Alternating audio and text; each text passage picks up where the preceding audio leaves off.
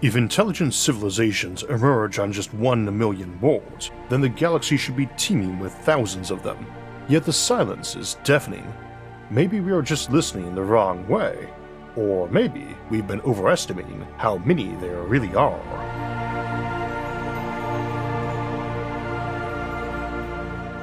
If the galaxy is an ocean, then where are all the ripples? For as long as humans have gazed up the night sky, we've wondered if we were alone in the universe. Are we a singular anomaly in an otherwise barren cosmos? Or is the galaxy buzzing with life, with civilizations rising and falling long before we even learned how to light a fire? To answer that, we need more than just speculation. We need math, models, and maybe a bit of optimism. Scientists have long tried to estimate the number of extraterrestrial civilizations using tools like the Drake equation, which attempts to break the problem down into measurable factors, and more recent ideas like the Grabby aliens hypothesis, which suggests that highly expansionist civilizations might be out there but would also be hard to miss. But no matter how we crunch the numbers, the universe presents us with a paradox. If life is common, why don't we see evidence of it? And if it is rare, how did we end up here? As we dive into the science behind this question, we'll explore not just how many alien civilizations could exist, but whether we should expect to find them, and what it would mean for us if we did. Drake's equation, estimating alien civilizations. If we want to know how many alien civilizations are out there, where do we even begin? Do we start with the number of planets, the number of stars, or the number of times life gets lucky? The Drake equation is a bit like a recipe for alien civilizations, except we don't know most of the ingredients, how much of each to add, or whether the oven is even turned on. When it comes to estimating alien civilizations, we don't have a census bureau for the cosmos, so instead we rely on equations and probabilities. The most famous of these is the Drake equation, a formula developed by astronomer Frank Drake in 1961 to break the problem down into measurable parts. Instead of just guessing, the equation asks us to consider each step life must take before it becomes a full-fledged, star-communicating civilization.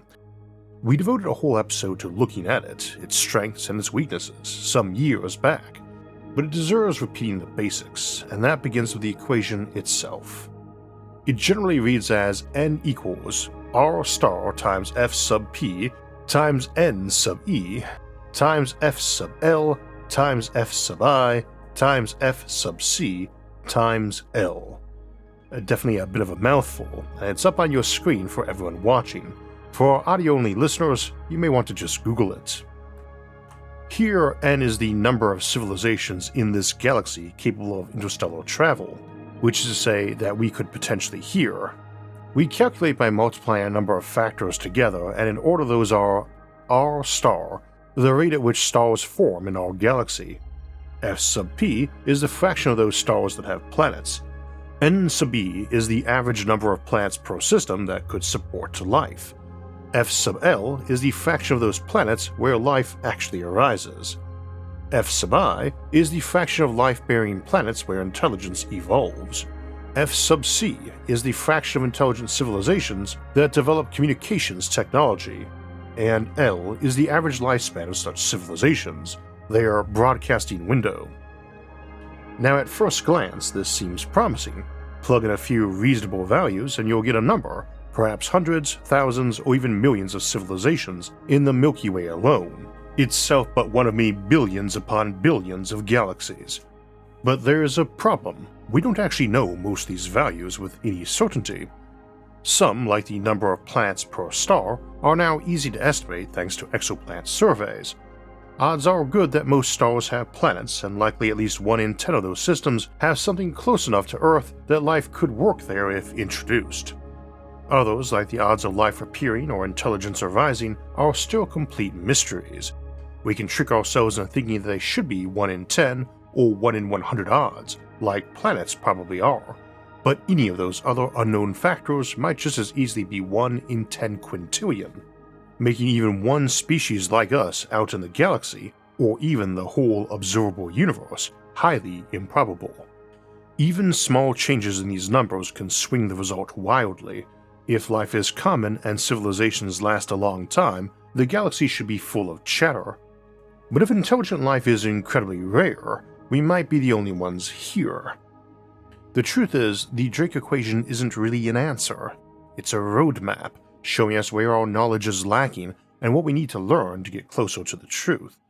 And while it has its flaws, which again we discussed in the episode devoted to it, it's a solid enough roadmap.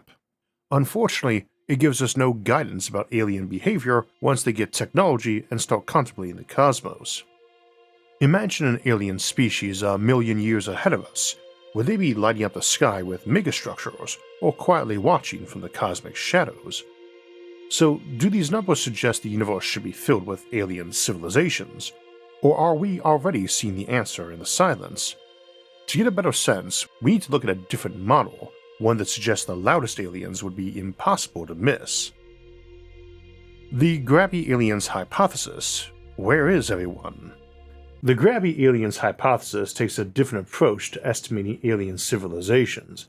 Instead of asking how many intelligent species exist at any given moment, it focuses on what happens if even a small fraction of them become highly expansionist, aggressively colonizing new worlds, transforming their environments, and leaving behind undeniable evidence of their presence, what we would normally call a loud alien, but dialed up to intergalactic scale.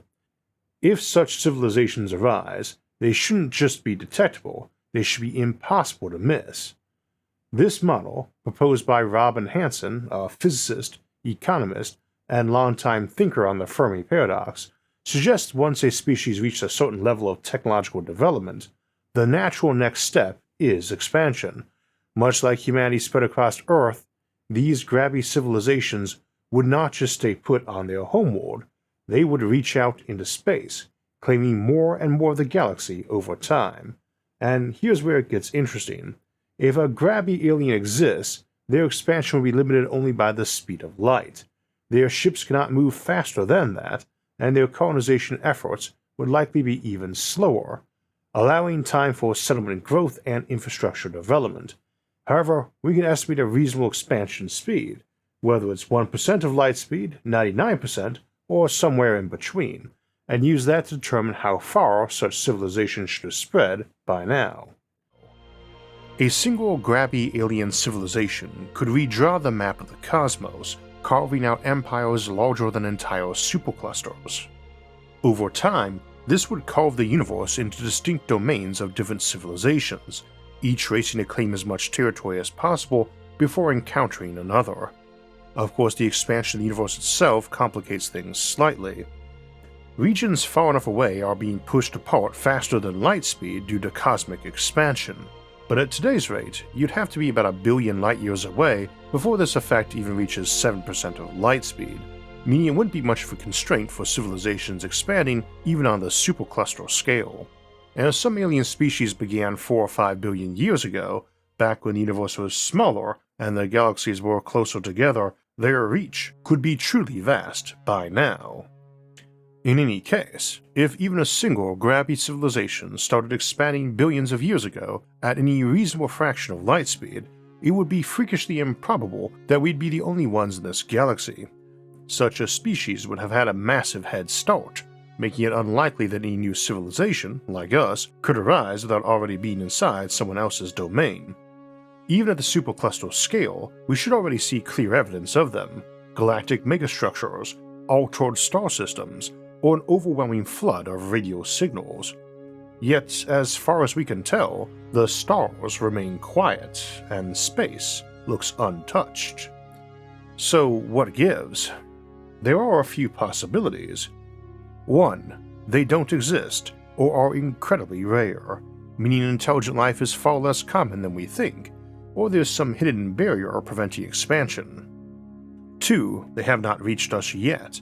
Maybe we are early, the first Grabby civilizations are only just beginning their journey across the stars.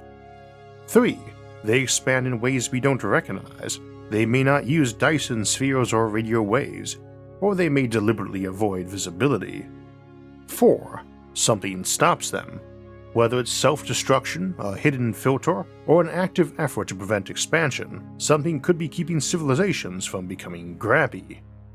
Now, in Hansen's model, he considers a range of possible expansion speeds, but argues that it doesn't take long for ships to reach the maximum speed they can achieve.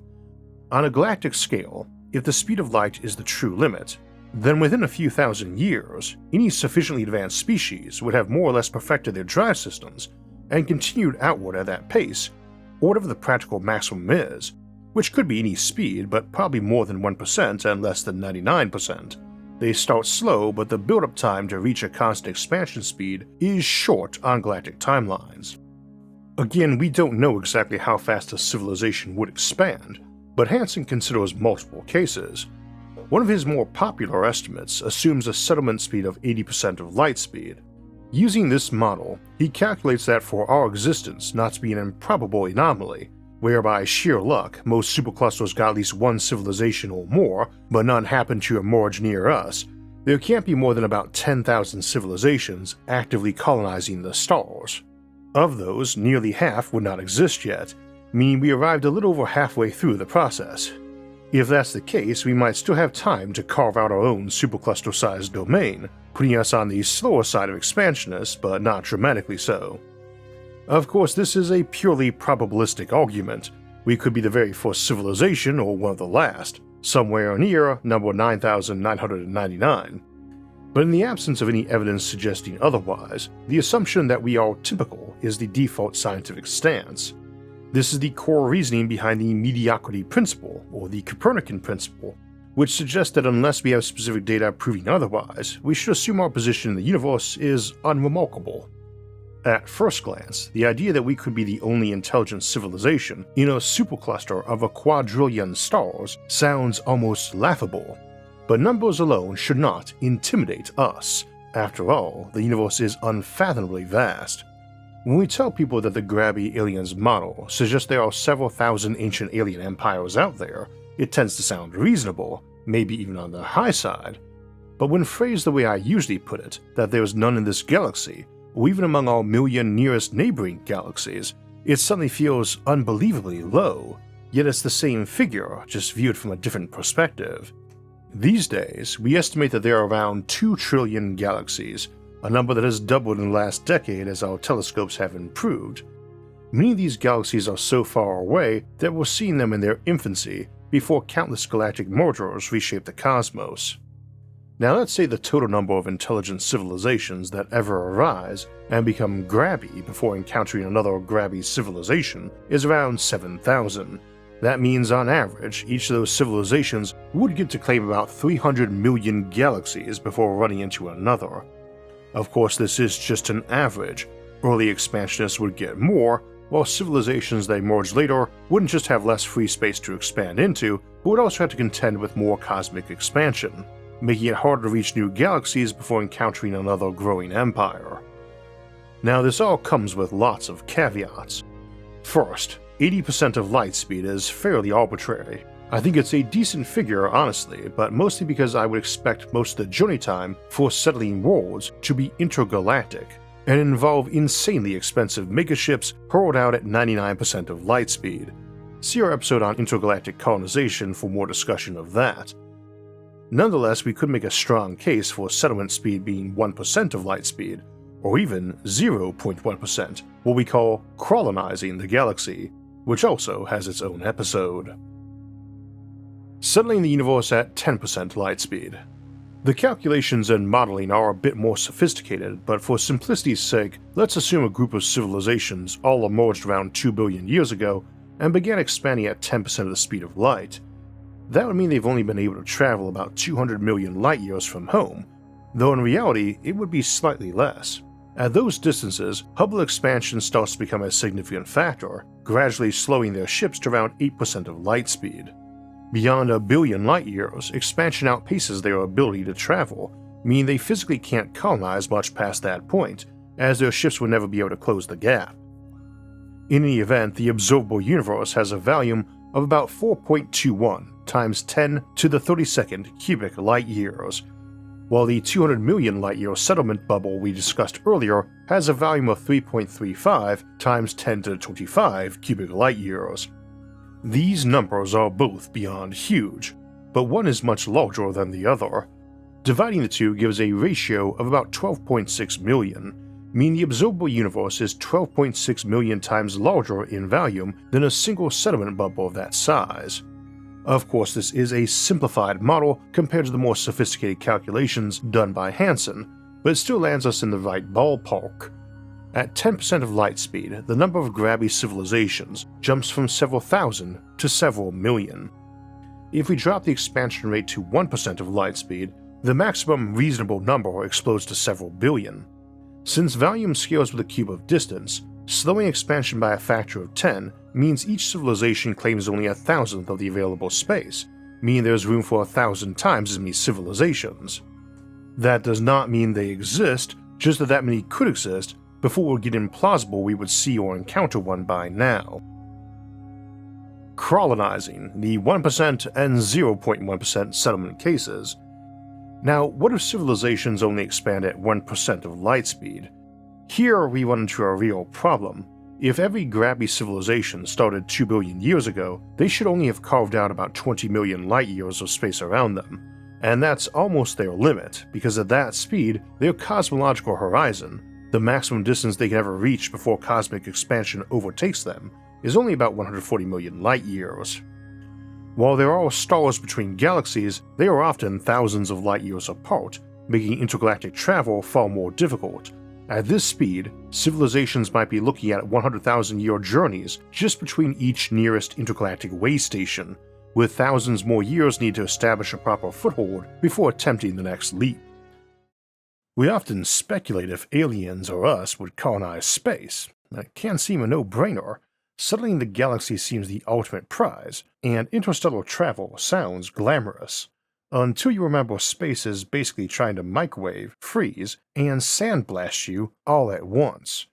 That's why in this month's exclusive, Fishbowl Starships, we're diving into one of the weirdest and most practical ways to survive the deep void: water. Yes, water. Turns out that humble liquid is good for more than just drinking and growing tomatoes. It can shield you from radiation, soak up heat, block micrometeoroids, and maybe even serve as a propellant if you're clever enough. Basically, it's the Swiss Army knife of space survival, and we'll see how it stacks up against other types of shielding. You can catch Fishbowl Starships now on Nebula, the stream platform where I post all my episodes early, ad-free, along with all of SFA's monthly exclusives and extended editions, and more from other creators like Real Engineering, Joe Scott, and the sci-fi drama The Sojourn. Nebula is where we get to make the kind of content YouTube's algorithm would probably frown at, like starships made of water tanks. Want to support this channel and never worry about renewals again? You can grab a lifetime membership for just $300, pay once and unlock the full archive forever, or go annual for $36 a year, which is less than NASA probably spends on duct tape per astronaut. Just head to go.nebula.tv/IsaacArthur and come float with us through the high seas of speculative space tech. And beyond the technical challenges, there's the logistical hurdle. How do you convince people, or their equivalent, to commit to such journeys, knowing it might take millions of years just to establish a tenuous intergalactic presence? At this rate, galactic colonization is still very achievable, but intergalactic colonization becomes increasingly difficult. A Grabby civilization might claim its entire galaxy, maybe even a small group of neighboring galaxies, but the idea of spanning an entire supercluster, that starts looking impossible. In this scenario, we would expect several billion alien civilizations to exist without ever bumping into each other. However, it becomes much harder to argue that they haven't seen each other or that we haven't seen them. When we survey hundreds of thousands of galaxies and find no signs of Kardashev-scale megastructures, the issue isn't whether we can physically reach those galaxies at 1% of light speed, or whether they could reach us. The real question is, why hasn't the light of their civilization reached us? If advanced civilizations are out there, building on an interstellar scale, we should see some evidence, whether it's massive Dyson swarms, unusual infrared emissions, or galaxies transformed by alien engineering. Yet, so far, the cosmos remains eerily quiet and untouched. The limits of detectability. Why aren't we seeing them? It's also worth considering whether we're even looking in the right way. Most of our efforts at detecting alien civilizations have focused on radio waves, yet an advanced species might rely on something entirely different: optical lasers, neutrino signals, or even exotic communication methods beyond our current understanding. Our best bet might not be listening for alien radio chatter, but scanning for artificial structures, waste heat, or Dyson swarms using infrared and next-generation telescopes. Indeed, that is our approach for detecting anything intergalactic. We hunt for visible changes to a galaxy that would represent the equivalent to the noise, byproduct, or waste of civilizations of immense scale. Grabby aliens would generally qualify as visible once they grabbed a whole galaxy, and basically anywhere we can see that isn't so far away that was seen billions of years before the present and when life could have arisen, should be visible if such a civilization exists. Go beyond that and we're looking at truly ancient history. We don't see life because we're looking so far back in time, none could yet have developed to a detectable scale. Rocky planets life could form on were much rarer in the past, and would still needed to have hosted life for eons before they built spaceships and colonized galaxies. For our estimates here, we have to abandon the Grabby aliens approach anyway. In the 1 to 10% light speed cases, the observable volume of an alien civilization, meaning the region where its presence could be detected via light or signals, is now more than an order of magnitude wider and several thousand times greater in volume than the space it has actually settled. And the Fermi paradox isn't really about how big an alien empire is, it's about whether or not we can see it. Even if we estimated millions or even tens of billions of civilizations at these settlement speeds, they still can't be much more numerous than our original estimate without us already spotting their home galaxies. Their empire might expand at a fraction of light speed, but the signals and signs of its existence travel at light speed. If any loud alien civilization had emerged nearby, its mega-engineering projects, Dyson spheres, stellar reshaping, or galaxy-scale modifications should be visible, yet despite scanning hundreds of thousands of galaxies, we see nothing that stands out. Now we can switch this up again by asking if civilizations only expand at 0.1% of light speed. That's just 1,000th of light speed, and means the volume they colonized is 1/billionth the volume they are visible in. But again, we need a caveat, because while that still is fast enough to settle a whole galaxy in much less than a billion years, our 2-billion-year-old civilizations never get out of their own galaxy except by taking advantage of the equivalent of the galactic trade winds, hitching rides on ejected stars or galactic mergers. But it also implies that these civilizations are not reaching Kardashev 2 levels, because a Dyson swarm around a star would easily allow them to light-propel ships far beyond 0.1% of light speed, without requiring any new science. So even in this extreme Crawlonization scenario, where civilizations expand at little more than high interplanetary speeds, it doesn't necessarily mean we shouldn't be able to see alien galaxies. Detectability still hinges on whether we are looking for at least fractional Kardashev 3 civilizations, ones that have massively altered their home galaxy's emissions through extensive colonization and megastructures, and in this case, we could reasonably claim that 1 trillion alien civilizations might exist, roughly 1 per galaxy, with some galaxies getting none and others hosting 2 or more. We don't see them because galaxies away they just aren't very visible, even having settled most decent planets in their entire galaxy. There are not Kardashev 2 around any of them. Notice how we still have not suggested we share this galaxy with anyone yet, or at most someone relatively new like us and on the other side of the galaxy, and yet we still get over 1 trillion alien civilizations. In reality, what we are actually talking about here are Grabby alien bubbles, not singular civilizations.